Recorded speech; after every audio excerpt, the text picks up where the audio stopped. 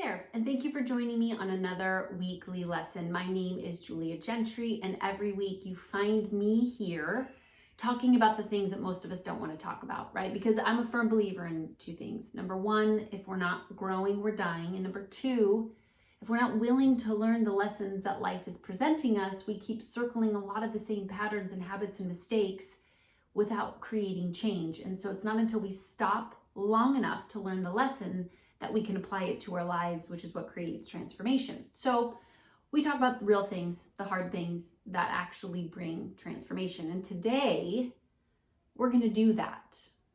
And we're going to talk about trust. Yeah, I said that. Trust.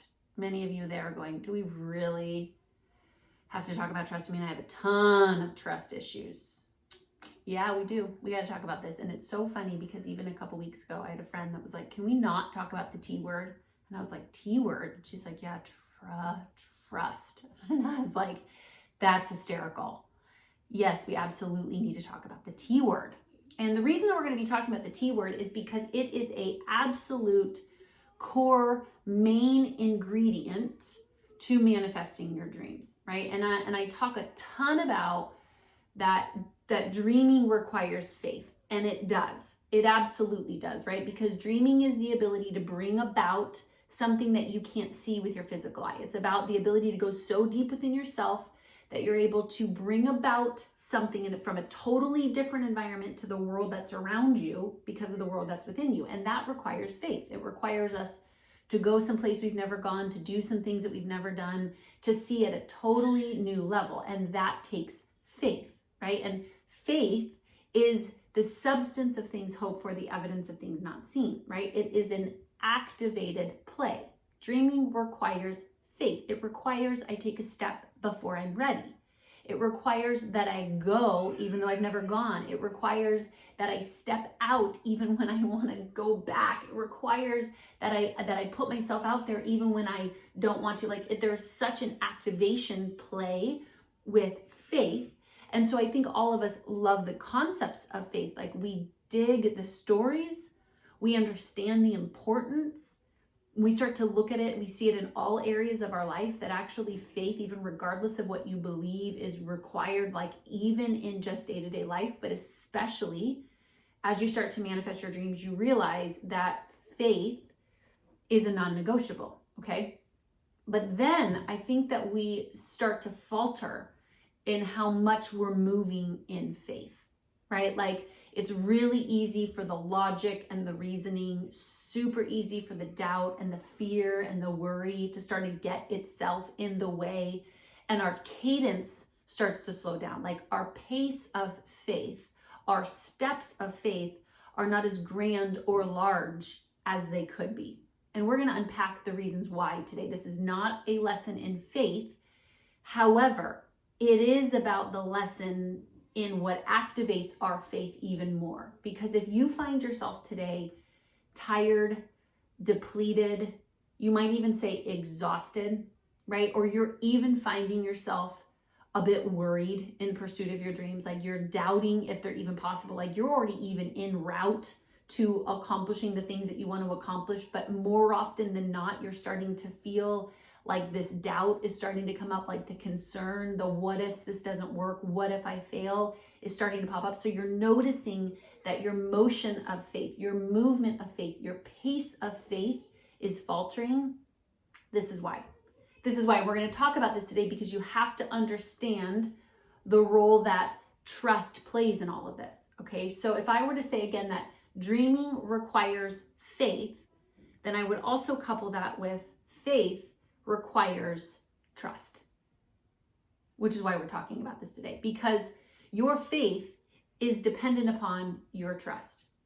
Your length of faith, your bandwidth of faith, your capacity of faith is dependent to your depth of trust. If you trust a lot, you'll take great steps of faith. If you don't trust a lot, you won't take great steps of faith. And we need you walking in faith. We need you moving mountains. We need you doing the impossible, manifesting your dreams. We need you doing those things. And so it's part of my job, and it's going to be part of your job to dig even deeper wells of trust. Okay. Now, for most of us, we don't like this because immediately we're sitting there going, but you don't understand. I have some severe trust issues. Like you and me. That doesn't make you wrong. That doesn't make me wrong. It makes us human. And I think we all have, 100 reasons that we could point to as to why we don't trust ourselves, why we don't trust other people, why we don't trust God, right? Like we have a whole history of all the reasons. Let me just count the ways. And so that starts to really distract us. And then the minute that we start to point at all the reasons that we don't trust, then we don't trust. Okay. And so we gotta kind of scratch the itch a little bit there today. Okay. Because if we really want to see our faith activated, our dreams manifested, we have to understand this. Okay. So we're going to start with 1 Corinthians 2:5. That's my little Zion. He's playing the piano right now. Okay, so 1 Corinthians 2:5 says, "For God intended that your faith not be established on man's wisdom, but by trusting in his almighty power." That's amazing right there. For God intended that your faith not be established on man's wisdom, but by trusting in his almighty power. It goes on to say in verse 9, this was the Passion Translation, the NIV version says in verse 9, "However, it is written, what no eye has seen, what no ear has heard, and what no mind has conceived, the things that God has prepared for those who love him." You guys, our dreams, I've said it once, I've said it 1,000 times, are designed to blow your mind. They're bigger, they're grander, they blow all logic and reason out of the water. Most of the time when we land on a true dream or something that we want most, immediately logic and reason goes, that's impossible. There's no way. That doesn't make any sense. My world, my reality, the world around me does not add up, right? There's the juxtaposition right out of the gate. But what the Bible tells us is that no eye has seen, what no ear has heard, and what no mind can conceive, the things that God has prepared for those who love him. It will blow your mind. God's dreams are bigger and better, okay? But in order to do that, right, in order to actually step into that, to move towards it, to walk in faith, you have to be established in trusting his almighty power, right? That's why it says in Proverbs 3:5, "Trust in the Lord with all your heart and lean not on your own understanding." Another translation says opinions. Trust in the Lord with all your heart and rely not on your own understanding, opinions, intellect. We all, let's set the record straight, have probably way too many opinions for our own good. Way too many opinions that keep us in the box, that distract us, that separate us, that create judgment in our lives, that keep us where we are. That's what our opinions do. They basically put me in this box and it keeps me where I am and it compartmentalizes my life and the world and the way that I look at it. But what it says here is that when you trust in the Lord with all your heart and you lean not on your own understanding and in all your ways acknowledge him, he will make your path straight. Not when you entrust in your opinions, not when you trust in your past, not when you just trust in anything. No, when you trust in him with all your heart and lean not on your own understanding and intellect, lean not on your own opinions, but in all your ways acknowledge him, he will make your path straight by trusting in his almighty power. This is the definition of trust. When you understand what trust actually means, it means a firm belief, a reliability in the truth, ability, or strength, the integrity of someone or something.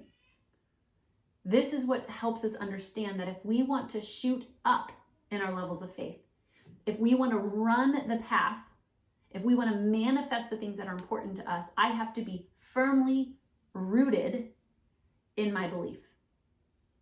This trust, number one, this is why it's so important. Write this down. Number one is it is your root system.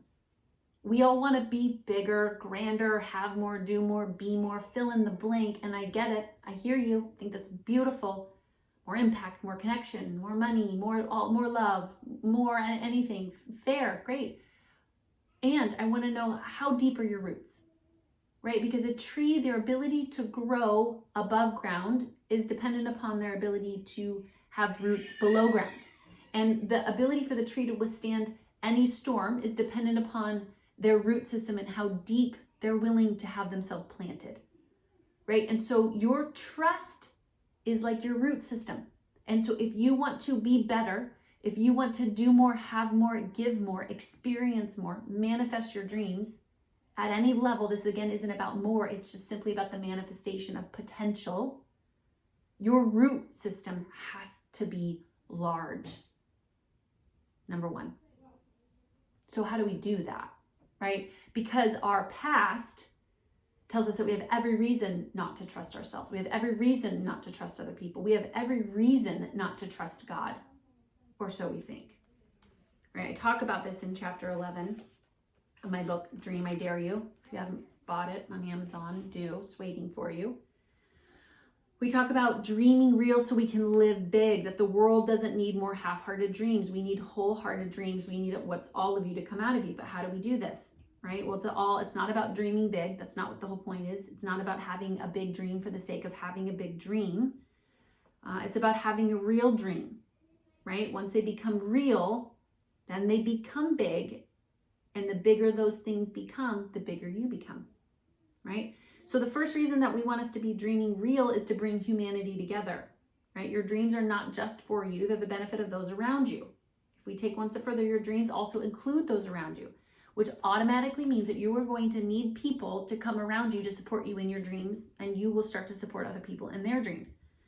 So, but when we go to a job, we sit at our desks, we go home and we do our life, we share a few posts, hit a few like buttons, but aren't actually working together for the sake of the common goal, we aren't strengthening our bond. This causes us to build our lives apart from one another, right?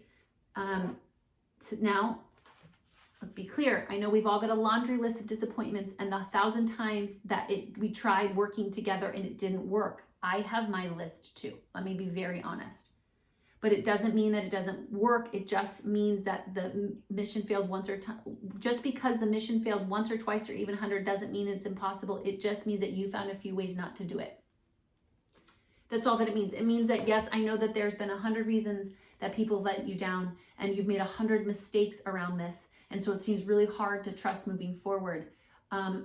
You found 100 ways that it doesn't work, but it doesn't mean that there aren't ways that it could work. It doesn't mean that, right? And so there's going to be a little bit of discernment. You're going to have to discern that, right? You're going to have to understand that part of this is that you have to earn trust. Discernment and trust means that it's earned, right? Trust isn't something that just happens overnight. It's earned over time. And so trust with other people doesn't mean that just because they let you down once before doesn't mean you can't allow people in general, humanity in general, to trust them moving forward. It just means that you have to work towards the gift, both of you, all parties involved, to earning it, right? That's the whole point, okay? So what this does, though, is that when we start to move in this direction, it allows us to drop our opinions, right? So not only is trust a prerequisite because it's part of our root system, number two, the power behind trust is it allows you to drop your opinions. You might have opinions about all of those things, but what we want to know is what is the actual truth. When you are actually founded in truth, then you will have the courage to move forward. Okay, so trust is going to allow you to drop your opinions. Okay, next thing it's going to do, number three, is it's also going to allow you to kind of slow down a little bit. Sometimes we get so hyperactive in moving forward. We get so hyperactive in pursuit of what we're doing that we don't realize how fast we're going. To the point that no wonder you can't trust anyone or anything. You're doing it all. You're controlling it all. So now I'm going to talk to my controllers, myself included, who is a recovering controller. Controlling something will never allow you to trust it. And if you never trust it, you'll never have faith to move mountains. And if you don't have faith to move mountains, then your dream will never manifest. And so controlling things does not allow you to actually build the muscle of trusting things. Control and opinions get exhausting. They become exhausting. And so what I'm asking you to do, what I'm asking you to consider is that your hyperactivity and your controlling and your pushing and your forcing is actually making you tired. It's not making you free. It's actually making you more dependent on you just doing more things, which is never giving you the space to allow other people to come in and help you, nor is it allowing God to come in and wow you. We all want God to wow us. We all want the impossible to be possible, but if we're holding on to it too tight, way too hyperactive, burning both ends of the spectrum, how in the world are we supposed to develop this muscle of trust? So here's what you have to understand about trust. It's a meditative state. It's actually getting you off of the hyperactivity path that you've been on, and it's getting you to actually see things a little bit more clear, right? Like the goal of meditating and why we meditate is to stop the chatter of the brain. It's to turn off the prefrontal cortex of the brain. Why? So you can actually hear at a much deeper level. So you can know at a much deeper level. That's the point of trusting, right? Trusting happens way deeper. Trusting up here makes no logical sense. To my earlier point, trust not in your own understanding. The reason that trust, we have to understand that we've got to shift out of our hyperactivity day-to-day grind and get into more of a meditative state and flow is because trust is going to require that we get grounded and rooted so we will know. We will know which relationships to lean into that are ready for where we're going. We will know what yeses mean yes and what no's mean no, and that we will know what promises to make to ourselves that we'll actually keep based upon where we're going. It'll give us the opportunity to actually start trusting God again, not because we cognitively understand him, but because we could actually look back at our lives and see how good he's been every step of the way. And this is going to be the irony, okay, is that when I say that dreaming requires faith, and faith takes us to where we've never been. That's our dreams, right? They take us to where we've never been. They go to where we've never gone to do all the things that we've never done. Trust, we're anchored in trust by being able to look back at our past and see that God is good. To see that every single thing ended up the way that it needed to end up, and it positioned us to be where we are, and where we are is exactly where we're supposed to be. And so then in theory, yes, we could look back and we could see all the pain and all the disappointments and all the times that someone let us down or all the mistakes that we made, or we could shift our perspective.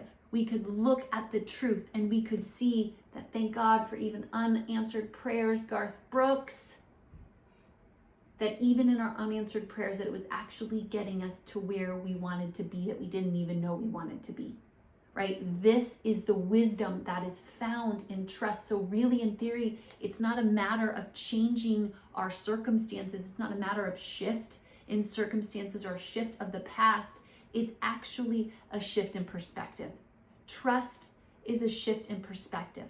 It's to be able to see that you actually can do it. You've done hard things before, which means you can keep doing hard things.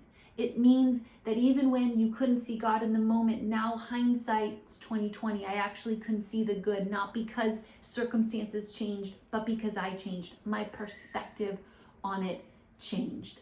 How we build trust is we're able to look back, and in all the good and the bad and the ups and the downs, that it was actually shaping me and making me a better person. And if I learn the lesson, if I dig into understanding, if I seek him with my whole heart, then it says I will rise on wings of eagles. Then, my fourth point, right? This is where trust will actually renew us. This is where it gets good, you guys. Okay, it says in Isaiah 64, verse 4. Okay, Isaiah 64, verse 4. Since ancient times, no one has heard, no ear has perceived, no eye has seen any God besides you, who acts on behalf of those who wait for him. This is where trust gets good. This is why I say it's a meditative state, is because yes, your dreams are going to pull you into the future. They're going to take you where you've never gone. But are you courageous enough to wait? Are you courageous enough to trust, to look back at all the things, to trust where you're at, and to wait on him to wow you? to not speed up and hyperventilate and go hyperactive on all the things, but have the courage to wait on him. Because if we continue to read Isaiah, right, Isaiah 40:31 says, and those who wait on him renew their strength. I've been in a season that I've really felt like God's like, wait, hold, wait. Why? I just launched the book. Like there's a million things to be doing. Wait. If you will wait, if you will trust, if you will build a root system of trust, trusting yourself, learning to trust other people, even when they disappoint you, learning to trust God, even when things don't happen the way you think that they should. He's bigger than the way things happen. If you learn to trust that everything is actually positioning itself to work in your favor, if you let it, that everything is given to you as an opportunity to learn a lesson, which is designed then to make you, not to break you, to strengthen you, not to tear you down, right? When we start to shift our perspective on these things, then there's no wonder that trust will actually renew you. It's the resistance, the worry, the doubt, the fear that's exhausting. Doing it all is exhausting. Trust will renew your strength. It will build your capacity. It will increase your faith. It will allow you to set a new pace. It will be your joy. It will be your joy. It said for the joy that was before him, he endured the cross. Why? Not because everything made sense. It actually, none of it did. But he had waited on God. He trusted in God and renewed his strength. If you need renewed strength today, it's found in trust. It's found in trust. It's found in looking at all the reasons that you haven't and looking at all the reasons that you can't and looking at all the reasons and going, okay, what if I just actually found the reasons that I could? Now you've heard all the reasons that you can't trust yourself. You've heard all the reasons that you can't trust other people. You've heard all the reasons that you can't trust God. What if you could? Find one reason today that you can. Look back at how good life has been. Look back at how strong you actually are. Look back at all the times that God was connecting the dots that you did that would maybe blow your mind, that are positioning you to be exactly where you are today. And then thank him for this gift. As you wait, you will rise up on wings like eagles. You will soar. You will run and not grow weary. You will walk and not grow faint. That is where we need you to be. I need to meet you on this path. I need to see your activated faith. I need to see you in pursuit of living and chasing and manifesting your dreams. But what that's going to mean for you and for me and for us as dreamers is that we're going to have the courage to build and create root systems that are so grounded and founded in trust. Trust that we don't lean on our own understanding, that we don't look at everything else and need logical reasoning, that we actually know, already believe that we are rooted in trusting him. That's what we need, because when we go there, we will walk and not grow weary. We will run and not grow faint. We will rise on wings of eagles and we will soar. This is what it's about this week. I encourage you to not just push so hard. Instead, wait. Develop these root systems of trust. Lean in, heal, do what you need to do, but dive in. Because for God intended that your faith not be established on anything else but in trust, period. So join me today as we learn this lesson in trust. Oh, and of course, don't forget, if you have not bought the book, go to Amazon. It is waiting for you. I've said it once, I've said it a million times. The world needs your dreams. And if you haven't yet subscribed, make sure you click the subscribe button, the like button, and of course, pass this along to one person who needs this encouraging message today.